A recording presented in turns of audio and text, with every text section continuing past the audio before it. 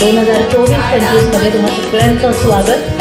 आणि आपल्या विद्यार्थ्यांना सोडण्यासाठी आपल्या चिमण्यांना जवळजवळ 1.5-2 महिन्यांनंतर शाळेत आणण्यासाठी सोडण्यासाठी इथे जे पालकवर्ग उपस्थित आहेत त्या पालकवर्गाचंही मी स्वागत करते।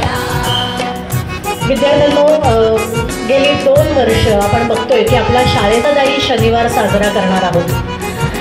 गेली 2 वर्ष आपण आपल्या सगळ्यांचंच तुम्ही बघितलंय, लक्षातही करता हो ना।